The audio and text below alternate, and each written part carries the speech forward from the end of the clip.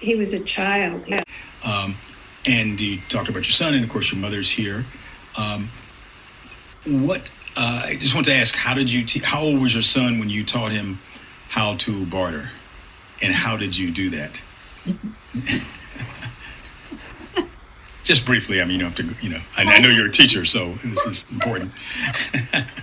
He was 11, and I think, Russell, what was kind of fun was it was like I've always felt competent as a human in the world, but never quite so competent as a mother to my son. Like I never aspired to have children. I had a very strong professional identity. I didn't dream of becoming a mother.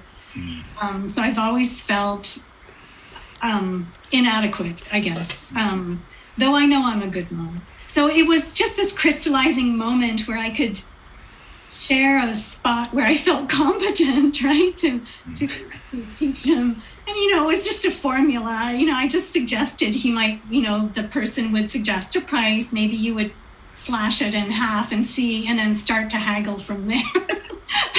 Anyways, only because I knew it was okay too. I want also my son to be a respectful person in the world also.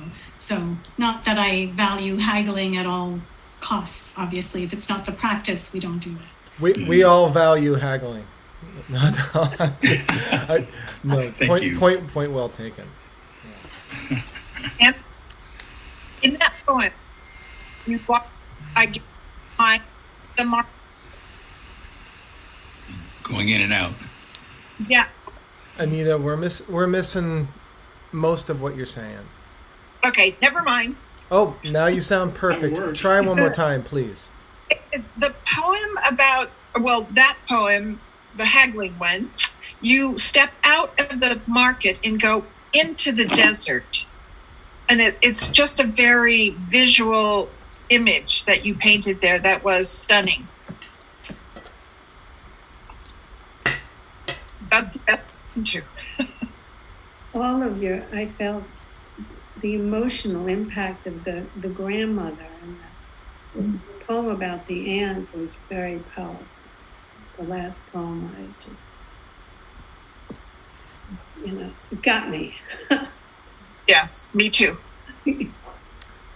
I echo Anita's thought. The imagery of moving out into the desert from the city stuck with me. I think of I look at photos of it and I think of these borders, and there's palm trees in the city and everything, and there's a high wall border and then desert, and it's very binary or something like that.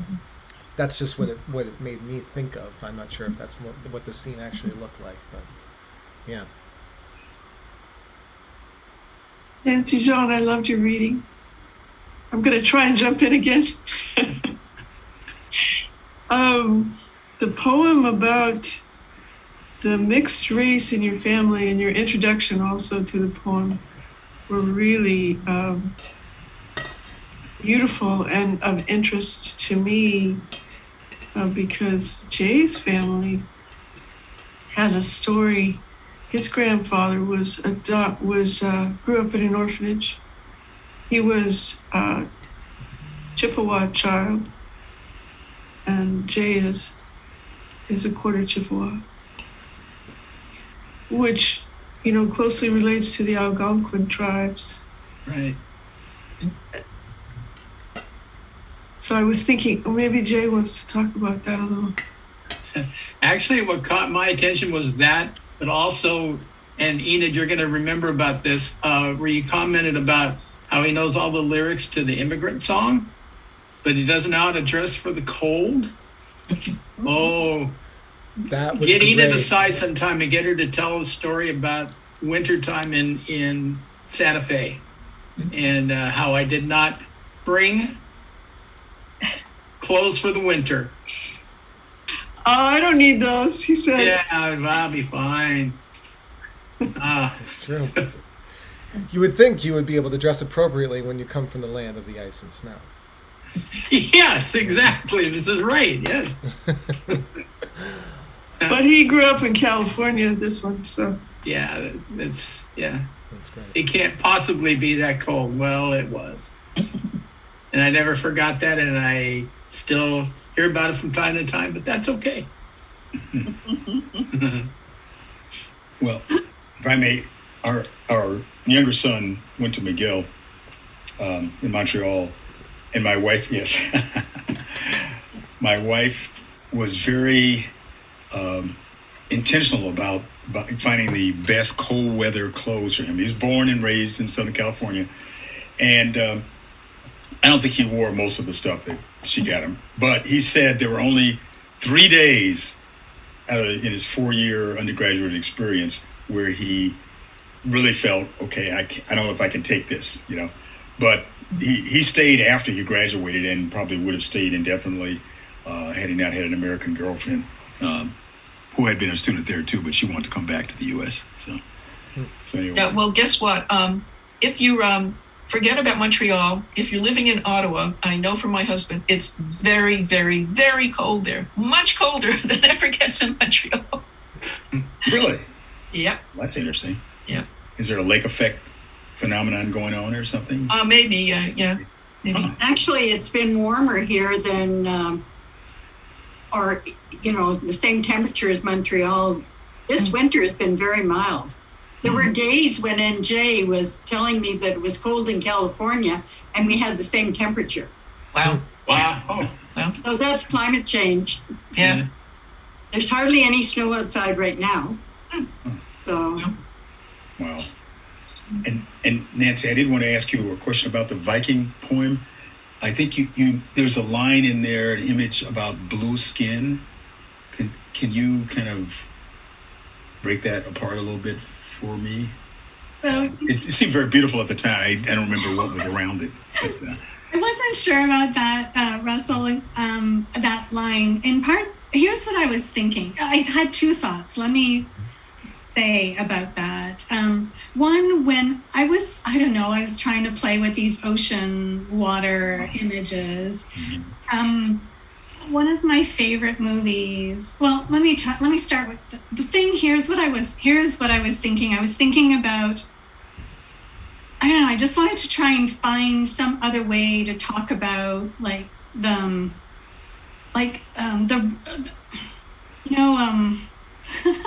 phenotype of the Nordic person. right. And my partner is of Norwegian and German heritage, so very white skin. And when you go to Scandinavia, right, these people are like almost translucent. Some of I mean, it's a kind of white that I'd never really seen before. So I was trying to play with this idea of the fact that our veins, right, the blood in our veins is blue, and that these people are nearly translucent, and to my eye. So that's what what was twirling in my head. I don't know. That may not be a just line. Well, yeah, I didn't know if you were going surreal on us there. That's why I wanted to see if it was kind of a literal thing or something, a great image. But there, Sidney Poitier just died, of course. And one of the movies he was in, and there's a group of us, we're all older, some of whom are retired black men. And of course, that was a subject of a lot of discussion in text and so on. And someone brought up the long ships, and Richard Widmark, I guess, was really the main actor in that. But I haven't followed up on this. And years ago, there seemed to be a connection between Africans and the Vikings. So I'm not sure. I need to go back and look at that, and I probably should have looked at it before I brought it up. But so even though they're there in this Nordic region and they're very white skinned, they're some of them, at least Norwegians, seem to be darker than the Swedes in some cases. I mean, they don't all have blonde hair and that kind of thing. But anyway, I'm looking at it from afar and without much knowledge or information. But anyway, so I don't know if you remember if that is something that is part of the heritage of at least of Norwegians. I don't know. I was goofing around, Russell. Sure. But when I wrote that line, I was reminded of one of my favorite movies, which is Moonlight. And they talk about how in the moonlight, right, the skin of a black boy looks blue. Mm-hmm. And so that image also came into my mind it wasn't my intention, but I remembered the movie. I thought of the movie. I thought of the line. It wasn't obviously what I was going for, but it was a thought that came into my head as I was thinking about the words I was going to say was blue blood. And then I thought, well, no, blue blood means something else, I think. Yeah. And sometimes too, I'm not like totally on, like there's a lot of, I live a lot of cultural dissonance in the US. Like I was raised in Quebec, right? In the French system. We weren't taught a lot about Canadian history. We weren't taught a lot about international history. We know about France and we know about Quebec. So I've never read Shakespeare. Like I don't know the English canon, I don't know anything. I mean, really, I just know, I know a very narrow kind of thing. So I have a feeling about stuff, but I may not know. But that could be an advantage too. Yes. Viva Quebec Libre, right? Yes. Well, Yep. does anybody I else? was there at that please go. museum. No, and I really was amazed at those boats. But I was thinking when you were reading that poem, wow, I could never have written that poem. That was a really great response to those boats, which are beautiful. Mm-hmm.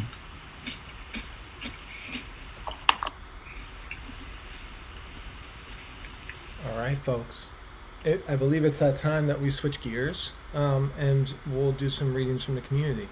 By just show of hands, who has something and wants to read tonight? Just so I gauge time. Okay, I've got 4. Awesome. Who would like to go first? Otherwise, I have one. Sure, I'll go first. Since mine Please, is Russell. Great. fairly fresh. Again, thank you again, Nancy, for a great reading. It's good to hear you. All right, we've lost a lot of people in recent weeks, it seems. I don't know if the number is higher than usual, but and I mentioned Sidney Poitier. But more importantly for our family is Archbishop Desmond Tutu, and both for his impact on ending apartheid and creating, or at least leading the Truth and Reconciliation movement. But anyway, even more importantly is that our older son is named Desmond, named after Desmond Tutu. So I've been kind of dealing with his response and my response to Archbishop's passing. And I came up with this poem, A Pride of Desmond's. Firstborn son of me, your firstborn father. Your name grown from a bishop, no, a lion of the church in South Africa. A bishop whose soul burned absolutely with the fire of justice, but who so easily stretched his arms to reconcile enemies and rivals. Desmond, my firstborn son, even though we haven't conversed about it through your short life, I know your eyes see with the light of understanding from the fire burning in the South African bishop. I was happy to bring you and your younger brother to meet the legendary lion after whom you were so proudly named when he visited the local Episcopal church in our LA suburb. I know you understood the moment, but as a child who understood justice, but only as an idea, not as a life. And I thought you were a bit overwhelmed in that moment when time stopped. More than 2 decades after the moment we met Archbishop Desmond Tutu, the legend would breathe his last breath, and I'm sure would laugh his final laugh. You, my firstborn, filled my heart to the brim when you asked your mother for a copy of a photo of your meeting with the leader who inspired your name. When you gaze on the